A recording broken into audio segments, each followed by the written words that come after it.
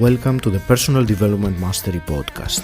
I'm 𝗍𝗵𝗺𝗫𝗫 and my mission is to inspire you to rise up, grow, stand out and take action towards the next level of your life. I interview leaders, influencers, entrepreneurs, authors, exceptional people who can and will inspire you to improve your life. Tune in for 2 episodes each week and make sure you subscribe to the podcast to get the episodes as soon as they are released. Welcome to Personal Development Mastery Podcast, and today it's the celebratory episode 100, and I'm really delighted for that. So in this celebratory episode, I'm thrilled to speak with Dr. Mahmood Mawjee. Mahmood, you are an internationally recognized power speaker and peak performance business coach. You used to be a 6-figure dentist in London, but after losing both your dental practice and your dad in a very short time, you turned your life around and made it your mission to arm yourself with speaking skills that would mesmerize your audiences. You are passionate about helping people speak with confidence and authority, about storytelling, and about helping top earners to live a more fulfilling life. Mahmood, welcome to the podcast, to episode 100. I am delighted and privileged to be speaking with you. Awesome, Maggie. Thank you so much. It's the 100th podcast. I can't believe it. I'm the one who was privileged to be here. Thank you for the invite. And thanks for that great intro. Very, very, very kind of you. It is my real pleasure. And, I wanted to speak with you for this episode 100 for 2 reasons, and I will explain briefly. So the first one was because I know very much how charismatic you are in many ways, and when I was thinking about that, I thought of the Greek word charismatic, which the meaning means that you have a gift of grace. That's the word charisma, what it means. And maybe we can talk whether you had to put very hard work to reveal that gift, or was it just given to you as it implies. The other reason why I wanted to speak with you for this episode in particular is because I had the joy to have you as my coach and mentor for the last 6 months now. So it feels like a tribute of 𝗀𝗍𝗫 to say thank you for the effort and helping to push me through some of my own boundaries. So thanks. Absolute pleasure. And you've been delightful to work with. Seriously, you really have. Super coachable, and it's been great. Outstanding. Mahmood, let's start. We have lots to talk about, but I want to start first of all with your story. I know very well you have a very powerful story, and you share it very skillfully as well. So can you tell us, share with us, so that the listener can have an idea of how you became who you are today? Just guide us through that transitional period that you had, that year, that day that you said that changed your life. Absolutely, Aggie. Thank you for the question. So, for me, I really do believe that all of us have a superhero within us, inside of us. And some people, they go to their graves and they never, ever find that superhero. So, my whole life was trying to find that superhero. And in, 2016, my life completely changed. So, as you know, I'm a dentist by profession, right? Just like yourself. And as I was leaving my clinic, I was in one of the clinics, I had a call from a lady called Lucy. And what she told me is, the moment I picked the phone up, she said to me, Mahmood, are you sitting down? And I'm like, why are you asking me? She said, but she tries to make you laugh, right? She's a very jolly character, right? So I thought, is this a joke? And she goes, no, look, I just want to make sure you're not driving. I said, no, I'm not driving. She's like, okay, look, I've got some news for you. And I said, what? And she said, the practice you've got, because of some NHS red tape and things like that, I got the tender taken away from me. And it was like, we were just about to get that practice. I'd built that up for, 6 years. And my share of that practice was worth just over £500,000. So for me, that was a lot of money. And it was like, oh my God, what now? And, I ask everyone, when's the last time one day changed your life forever? And for me, it was that day. And I went home that day, and Aggie, my kids were very young, couldn't say anything to them, didn't know what to do. And the next day, and the next day, and the next day, I just didn't know how to cope with this. things just started getting worse and worse and worse. I was just like on a downward slope. And I wasn't depressed, but I thought that if this continues, my God, I'm going to get there. So whenever things for me got really bad, there's one person I always used to go and speak to in my life, and that was my dad. And, dads have the right thing to say at the right time.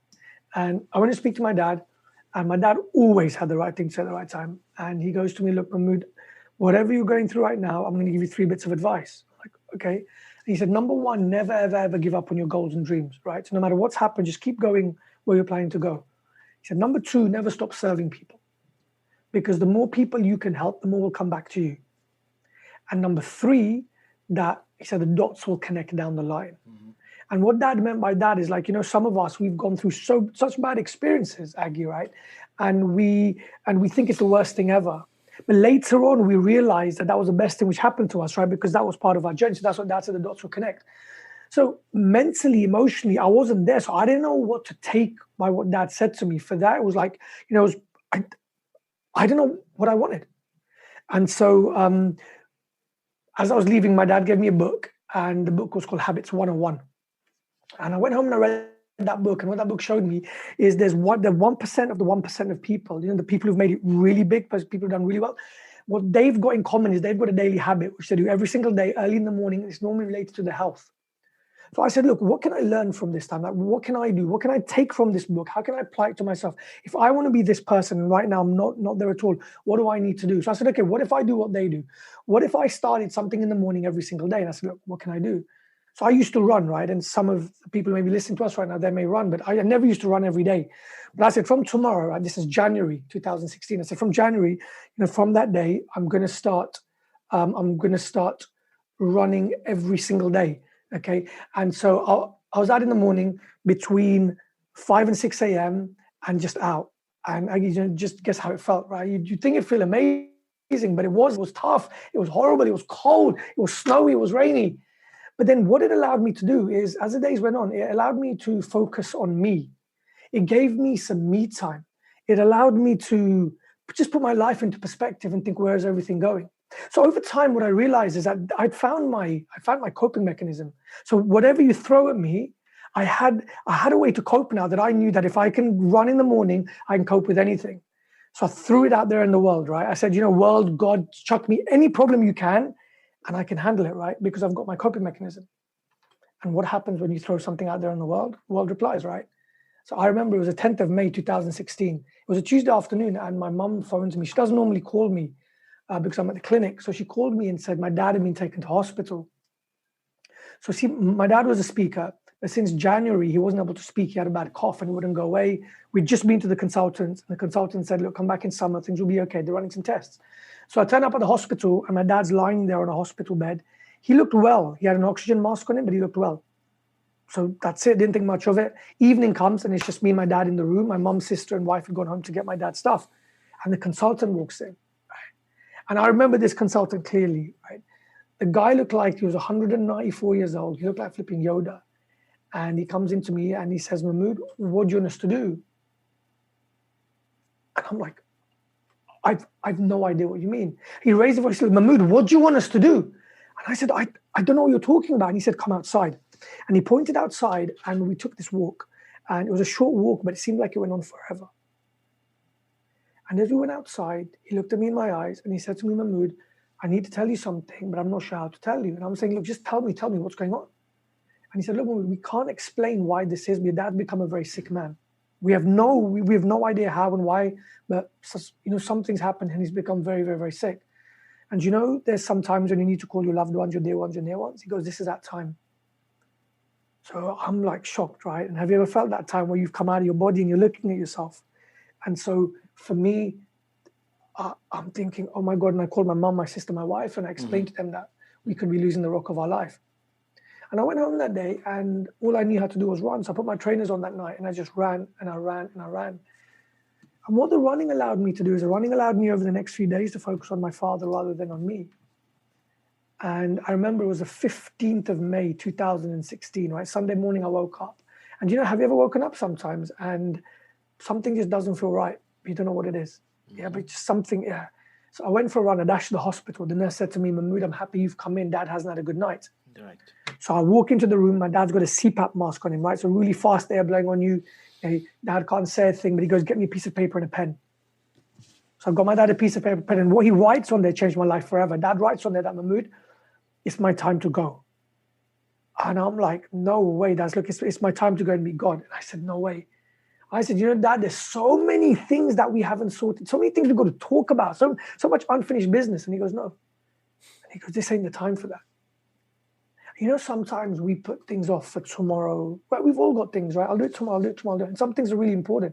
Maybe it's the argument we've had, right? Maybe it's that relative we don't talk to. Maybe it's our spouse, right? Maybe it's a friend. And we say, I'll sort it out tomorrow. But what if that tomorrow was never going to come? And for me, that was my day then. There was no more tomorrow. This was it. And my dad writes on that piece of paper, I give you till 4 o'clock. And he points 4. He says 4, puts up 4 fingers. I give it till 4 o'clock. And after 4 o'clock, I'm out of here. That day, my dad died at 6 p.m., 2 hours after he said he would. And when he passed away, each and every member of my family was holding my dad's hand while he passed from this world to the next. And as the days went on and I looked back on my dad's life, there were 2 very, very, very important lessons which shaped my life forever. Mm-hmm. The first one was that when my dad passed away, he had no regrets. He was happy to go. He did everything he wanted to do. Yeah. And for me, I had so much regret you couldn't believe. I was in a profession I didn't like. I loved it before. The first 7 years of dentistry, I loved it. The other 7, I hated it. But I just didn't know what else to do because I wanted to go out, help, speak, inspire, but I couldn't speak then. I had a stutter, right? And so I couldn't speak. I didn't know what to do. And as far as I was concerned, I was just a dentist. I had no other skill set at all. It's like, what else can I do? And I thought this is going to be the life I'm always going to have. And that's the day when I said that, I want a day when I can die, when I have no regrets. And that's the day which I said, that's it. No matter what happens, today is going to be the day when I become more, do more, give more, serve more. And I go out there and become the person that I want to be, right? Mm-hmm. That's the day. That one day is when my mindset changed. On that day, from what I realize now with a very fixed mindset, is where we believe that our skills, our traits, and our talents, they're fixed when we're born. That I realized on that day that, given a long enough period of time, you can do anything you want to do. That's it. It's only time which is a limiting factor. That's it. So I realized on that day that I can change. I can become more, do more, give more. My traits, my talents, my abilities are not fixed. They're malleable. I can change them. And that's the day when everything changed. And the second thing which really, really hit me hard was, that third thing my dad said to me, the dots will connect. Yeah. And I realized the dots connected perfectly, like a line that, if I didn't lose my business, I would have never found the coping mechanism in the running to then deal with the way I dealt with my father's death, right? And for me, it hit, it went a bit deeper. That I thought, hold on, maybe that's not where the dots connect only. That the dots connected a lot further. That if my dad didn't die, I've never been on this podcast, right? I would have never had this chat because I've never been where I'm right now. And so for me, that was huge. And some people may be thinking, why am I sharing this with you? And the truth is that, I was full of regret, but I don't want anyone else to be full of regret. Mm-hmm. And you don't have to wait until things are crazy, like the time when someone dies or you're in a hospital before you change, but you can change now. And as I went more and more in depth about what are the biggest regrets people have, and the thing is, right, people don't regret they didn't work hard enough. People don't regret about not money, but the one thing, the biggest regret in life is, I wish I'd led a life on my terms, a life true to me, a life not governed by the expectation of others, right? And each and every one of us listening to this podcast right now, right, to some extent, we're governed by someone's expectation of us. It may be our spouse, it may be our kids, it may be our family, it may be our friends. Okay, but there's going to come a point where you won't care about what they think, but then it's going to be too late. Mm-hmm. There's a great quote called by a philosopher called Cooley, and what he says is, I am not what I think I am. I am not what you think I am. I am what I think you think I am. Right? What does that mean? What it means is I don't base my life on what I think about me. I don't base my life on what you think about me. I base my life on what I think you think about me. Right? And that's the way we live life. And for me, it's what a horrible, crazy, crazy way to live life. And that was the time when I said, that's it, no more. And I'm going to go out, but I didn't know where to go. But it was that first step. And we've all got to take that one step. We've got to jump off the cliff, right? Don't jump off the cliff, your parachute doesn't open. They don't open when you're standing still. We know that, right? And that was the day when I took the jump. And I had no idea where I was going to land. That's an amazing story, and there were quite a few things in there that I wanted to to dive a bit deeper and discuss. And I will start with what you said about your dad having lived the life of no regrets, whereas you saw yourself at that time, you realized how many regrets you had. And I think for me, the big takeaway there is that we're not guaranteed the time. We don't know, because your dad was fine and then very quickly, very suddenly deteriorated. And sometimes we put things off, as you say, and we expect to do them some other time whenever it's better or more convenient. And we don't realize the fact that we are not guaranteed any time at all. If there is any time to do anything, it's right now. There is tomorrow never comes. It's not It's guaranteed now, at right? all. That's it. It's now. It's now. It's now. That's it. Yeah. So yeah, that was one very important thing to consider. And then there was those three pieces of advice that your dad gave you. So one was the first one for me means like perseverance, never give up on your dreams. So Yeah. the second was the duty to serve. And I feel like this is, I think you use that word as well, as a duty. And of course, the dots will connect. So, do you want to briefly speak about each of those three? Like, how do you think that it has affected you personally, each of those three pieces of advice? And maybe we can relate to something of your personal, use of this advice. Absolutely. Great question. Okay, great questions, Aggie. So the first one was never give up on your goals and dreams, right? So the way I look at that we've all had at some point in our lives, like, 1st of January is normally a time when we say we're going to do something, right? We set these goals based on the calendar month. That's fine, but we do it. And stats show that by that January the 18th, most people have dropped off. And the question is why, right? And then we get to a point later on, and we look back and think, why haven't I got to where I wanted to get to? That bit of advice for me was huge. That no matter what comes in your way, no matter what hurdles come in your way, no matter what comes in your way, you keep going. As long as you know you're on the right road, as long as you're doing things for the right reason, just keep going. And the more that I've looked into the lives of people who are uber successful, the one thing which I realized they have, which I try and instill in me, and it's and this is a learning curve, right? None of us are perfect. We're never going to be perfect. It's not about being perfect. It's about being better every day. That I always say that, every night, suppose you can go to sleep thinking that, am I a better person today than I was yesterday? And how am I going to be a better person tomorrow? I feel we win life, right? And so for me, the one biggest thing is discipline, right? That every single day, no matter what, you're disciplined. And that is the thing which is going to create champions. And for me, no matter where we're trying to go, the goals we're trying to hit, it's about having that discipline in you and creating an identity inside of you who's going to be the person who's going to go and get that. And what I mean by the identity is when I look at identity, I look at it like a thermostat in your house, right? So imagine in the room you're in right now, imagine the room I'm in, right? Imagine the thermostat set at 24 degrees. What would happen, right? So I fix myself, I'm a 24-degree guy, right? So if the windows blow open and the cold air is freezing in London right now, right? Yeah, okay, the cold air comes in, what's going to happen? All of a sudden, the temperature is going to drop, but then the heaters are going to power up straight away and they're going to get me back to 24 very quickly, right? Right? But it works the other way as well. That if I'm a 24-degree guy, right? And if all of a sudden the heat comes in and goes up to 30 degrees, then the AC is going to turn on and very quickly get it back down to 24. Life's like that, right? That, for example, maybe we want to have 6 figures, but sometimes we're a 5-figure person. And no matter if your identity set at a 5-figure person, you always find a way to get back there. So my point is, you got to know where you want to go and then create an identity to become that person. Because, for example, if you're saying that I want to have 6 figures in my life or 7 figures, right? But you're acting like a 5-figure person, you're hanging around 5-figure people, no matter what, even if God, the world blesses you like lottery winners, right, with 6, 7 figures, what happens? Very slowly, very quickly sometimes, everything opens and you get back down to where you were. So here's my point, right? That become a 30-degree person, a 35-degree person, a 100K person, a 7-figure person, create that identity. So for me, that's where that was really important. And every single day right now, it's still, how do you get the discipline to do the things that you don't want to do? And if I can go on there, there's a great story which I share. this is a story about King Arthur, and King Arthur's sitting on this table with all his knights, and he tells them to go and find the Holy Grail. And they're like, what's the Holy Grail? And he said, look, the Holy Grail is what's the most important to you, like your goal, right? That's your goal is your Holy Grail. But they said that, King Arthur, how do we find that?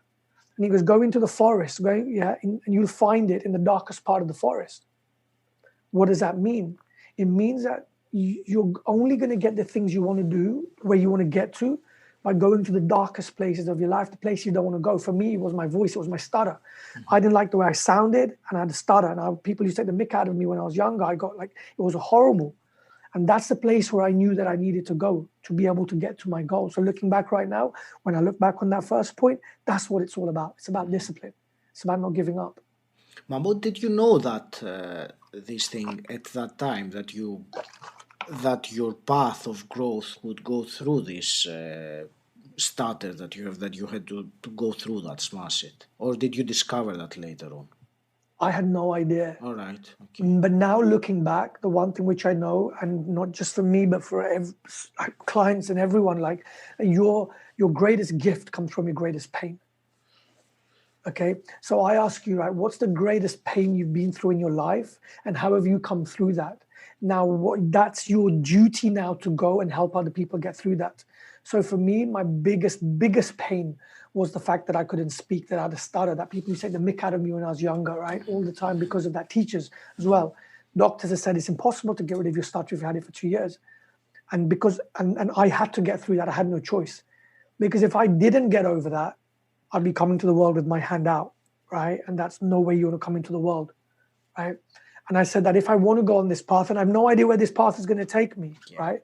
Because, you got to open door 1 to get to door 2 and door 3. And no one knows where door number 10 is, right? We could still be on door number 2 now, right? Next year, I might bring something like, look at this year. Look at COVID. No one expected this. I didn't expect this year to be so different from last year, right? Yeah. But this is another door. But it's because of the hard work we put in last year that we've been able to get to where we are this year. So no, you've just got to ask yourself, what are the hardest things? What are the things which I hate doing? What are the things which I really find tough? And then go and do them, and that's going to grow you. And I don't mean things like, if you're no good at admin or accounts, go do that. I don't mean that, because that's not going to grow you, right? But look at the things which really, what are the darkest things in your skeleton? What don't you talk about? Right? Who haven't you met? You're not talking to your mom or your dad, your sister, your brother, or that friend because they hurt you, right? They're the places you need to go. And when you start unlocking those things, then life begins to change very quickly. Yeah. It's those fears, isn't it? The big fears, your inner demons that each of us has their own, and we need to face. Do you remember when we were younger, we read so many stories about the dragon, right? And the dragon breathes out fire, right? Your biggest fear. But what's behind the dragon is a treasure. It's a treasure, yes. Exactly, so right? It's behind your biggest fear. Exactly. You've got to get past the fire to get the treasure. That's what life's about.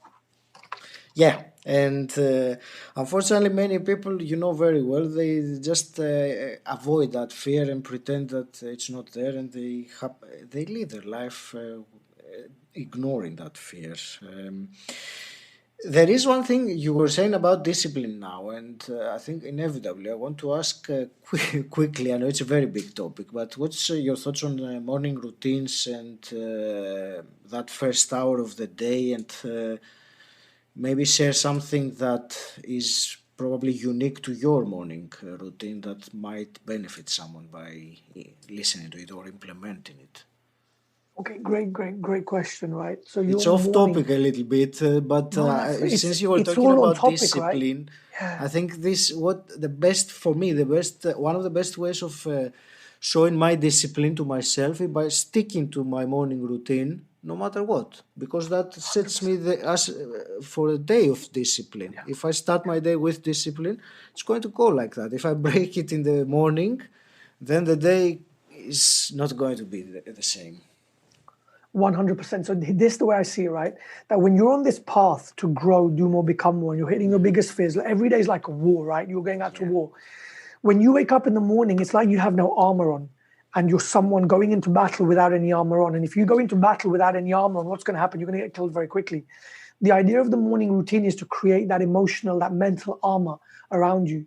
So it's not really about the physical part. If you're lifting weights, it's not really about the weights. It's about the mental weights you're lifting.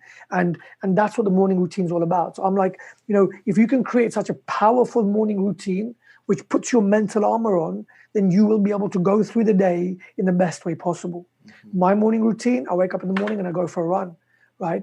And one of the most important times to be able to, I say between 5 and 6 a.m.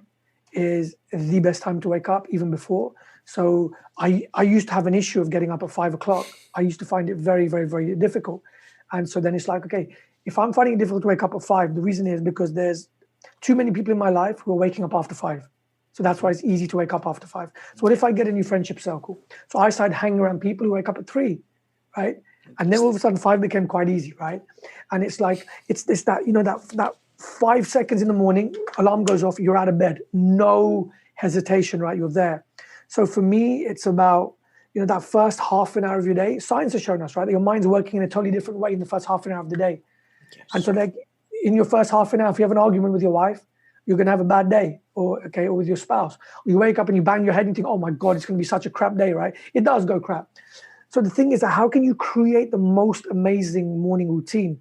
For me, one of the things which I find very important is to do the same thing every single morning. Okay. Not just the same thing, but in the same place. So, there's this thing where, location has energy and time has memory. So to do something in the same place every single day, when you look at the monks and when you look at people like that, they go to the same place and they meditate in the same place every single day because, the same location brings in a certain amount of energy, right? At the same time every single day, right? And it instills it in you. So for me, it's not like, push yourself more every day. Push yourself more. Like if you're running 2K, go 3K, 4K, or, speed up, whatever it may be. So I don't mean don't do the same intensity. But for me, the most important thing is the same place every day and the same time, right? And so my morning routine is to wake up. First thing is I'm out for a run. Come back, and then it's what I'm going to listen to. So people have different forms of meditation. I've also got this thing which I talk about. The 2 most powerful words that we have are the words I am. And whatever you put after the word I am, you become it. Because we know that our mind is, 95% subconscious. Mm-hmm. And our subconscious is all built on the beliefs we have. And how do you instill new beliefs in you? One of the ways is by saying something with I am, with enough power that it goes in you. So you look at and see the person that I need to be in 5 years' time or 2 years' time or 2 days' time. What are the biggest traits of that person? So maybe they've got courage. Maybe they're fearless. And fine. So that becomes your I am. So I'm courageous. I'm fearless. I'm amazing. I'm a winner, right? And you go out there and you shout this every single morning, right? And when you can create a morning routine like that, you put yourself in the best place to win. Doesn't mean you'll win. It just means you put yourself in the best place to win. Mm-hmm. I just had the image now in my mind, thinking of you running in 5 a.m. in the morning in the darkness, like Rocky, Sylvester Stallone in Rocky, shouting your I ams, your affirmations in the the deserted roads of the morning. But do you know what? For those people who don't do it, do it. Yeah. And you'll see within such a short space of time how much your life changes, right? Yeah, that it's not the money, anything like that, which changes your life. What changes it is you, right? So what I always say is we sometimes think that we've got, business problems or business, we're stuck in business or we're stuck in our marriage and things like that, right? Mm-hmm. But what it really is, it's you're stuck in that same place, that same thing which is going on in your business. It's actually a personal problem, but it's manifesting through your business. Yeah. So for example, if you're not able to close very well in business, you're not getting the sales, it's because you're in your personal life, you're not that kind of person who can maybe speak up, or you're not that kind of person who understands people, right? Mm-hmm. And so it's manifested through your business, but it's actually in you. So when you can personally develop yourself, which is what this whole podcast is about, right? Yeah. And when you can get to that level, right? When you can understand that you're the block in everything, when everything's your fault and you take responsibility for everything, and things change. And by the way, what we spoke about discipline, tell me how many flipping people are going to be disciplined to do 100 podcasts? Tell me, how many people? How many, I don't know many at all. It's a minority. Many people don't make it to 10 episodes, let alone a minority of a minority, yeah. Because everyone wants the fame and fortune very quickly. And when they don't see that coming for the first 5, 6, 7, 10, they'll be like, okay, fine. Maybe this doesn't work. But it's not that it doesn't work. It's just discipline, right? And so you're an exact point of that, right? That look at the discipline you have. That you've kept on going every single week, over and over again. One of the books that I remember vividly made a big impact on me when I read it was the Compound Effect, Darren Hardy, which said that basically the same small action, doing it over and over and over again, eventually it compounds and has some incremental results that you won't be able to comprehend earlier on, but it happens naturally. It's the power of compounding. So it's extremely important to carry on the discipline, the routine, and I would add to what you said, just even if there is a lack or an apparent lack of results showing, don't let that discourage you. Carry on, persevere. Absolutely. One of the things is that you will not, like, the hard work needs to be put in now. The results will come later. Yeah. Right? Like, imagine we're an athlete, right? Kobe, Jordan, they didn't get all the fame on day one. They didn't. But it's the 2 a.m.s. Like, there's videos out there by Kobe when he goes out there, right? Like Kobe, I love the guy. His mindset is phenomenal, right? His discipline, his work ethic, out of this world. When he stands up there and he wins some of the biggest trophies of all time, he goes, this isn't about the game. This is about the 2 a.m.s. This is about the 3 a.m.s. This is about the hard work. This is about when people put me down, we use that to be able to make me stronger. And it's that. And it's what you do in private will be rewarded for in public. But it's not now. But everyone wants it. I want it now. I want it now. And I get that. We want it now.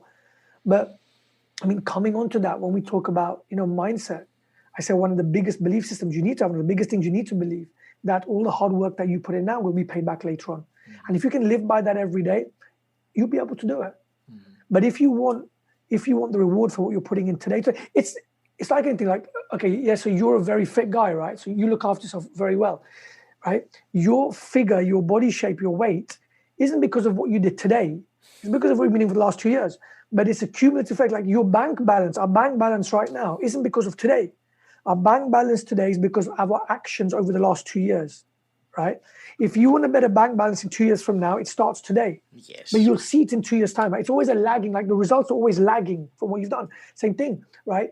And when we can really understand that, then that life becomes very different, okay?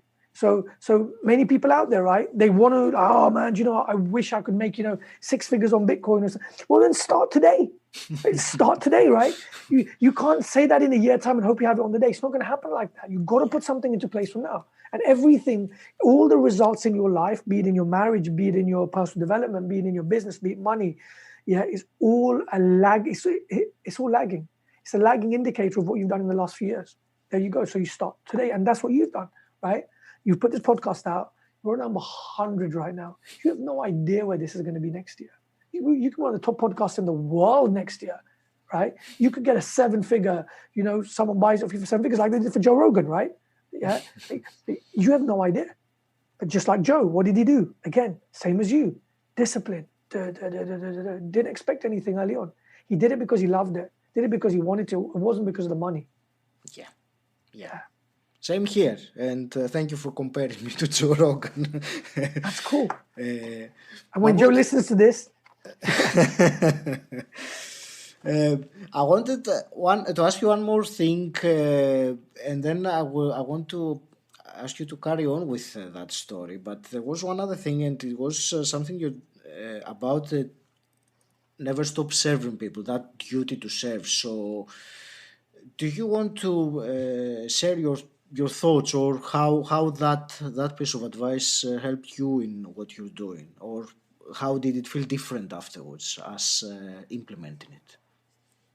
So when I was in dentistry, what I feel as if it wasn't from a place of service. When I was in uni, the reason I did dentistry is, number one, because it was a good status thing, doctor, dentist, right? I didn't want to do medicine because I wanted a family early on, and I thought I don't want to do all the nights. And for the amount you'd be earning, for me, it was about the money. But then when I got into dentistry, I really enjoyed it. And for the first for the first 5-7 years, I was doing everything, right? I was teaching loads of courses, had some, I was working some great clinics, I've got a great pair of hands, thank God, right? So I was doing some amazing work, but I didn't come into it from the service point. I came into it from the money point. Right. And so then and my dad always used to say to me, Mahmood, don't do things for the money. And I'm like, I just couldn't understand. I'm like, it's okay for you to say because you've already made it, but for me, like I have to do it for the money. And Dad never pushed anything down my throat at all. So even when he used to take me to school at when I was 8 years old, he used to put Tony Robbins tapes on in the car. So, but he never used to drill it in me, right? It just used to be on in the background, listen, and that's the place kind of I grew up in. Okay, and the magic of thinking big and how to influence Dale Carnegie and all that. All right, so you had those things from a very young age, then these influences of the personal development. Amazing. But I didn't understand it. It wasn't really. It was just like it's on in the background, subconsciously going in, right, without me actually putting anything in. It wasn't drilled down my throat, right. And then when I went on this journey, and how this all started is, I remember that. When my father passed away, and I was like, I want to go, I just want to do something, but I don't know what. And like there's this quote, there's this thing, right, which they say is when the student is ready, the teacher appears.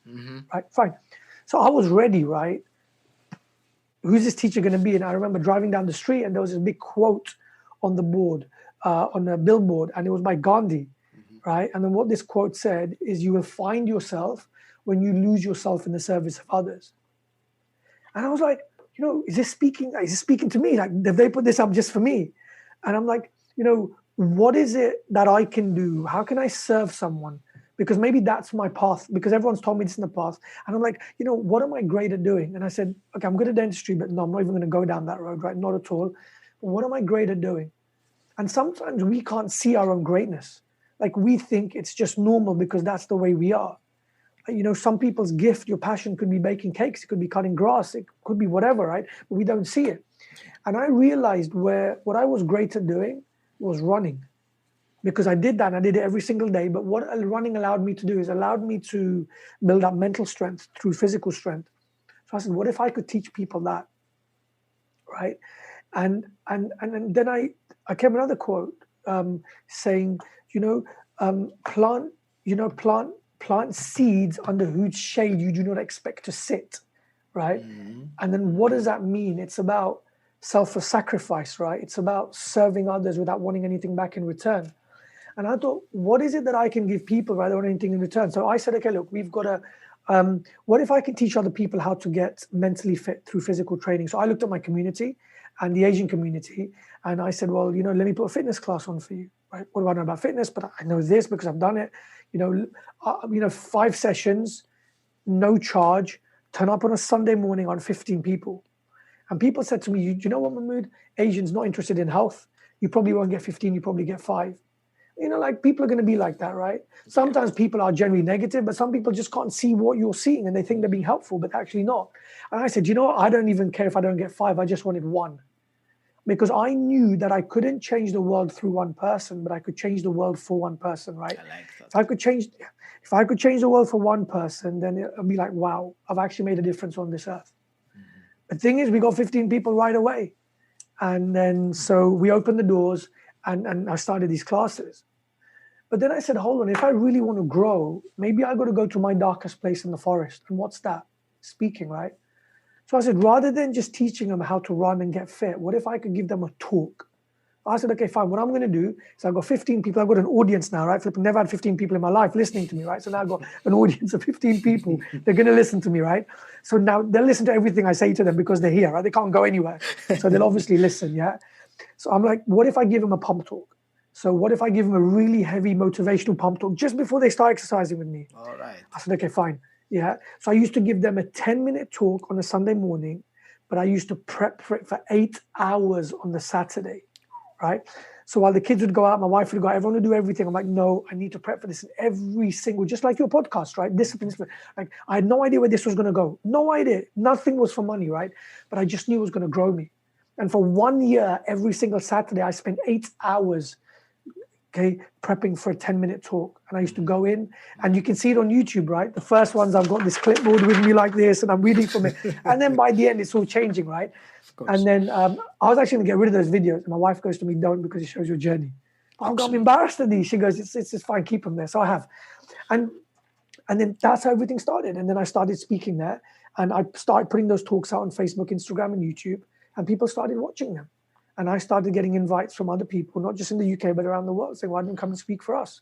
I was like, really? I've got something good to say. You actually like, yeah, we want you to come and speak to us. And then that's how the whole journey started. Yeah.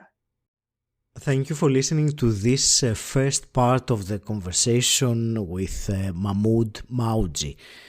Thank you for listening to this episode 100, the celebratory episode, and I have a very exciting announcement to make, and it is actually a big giveaway, a fantastic present I want to share with you, but it is time sensitive, so if you're interested you have to act fast.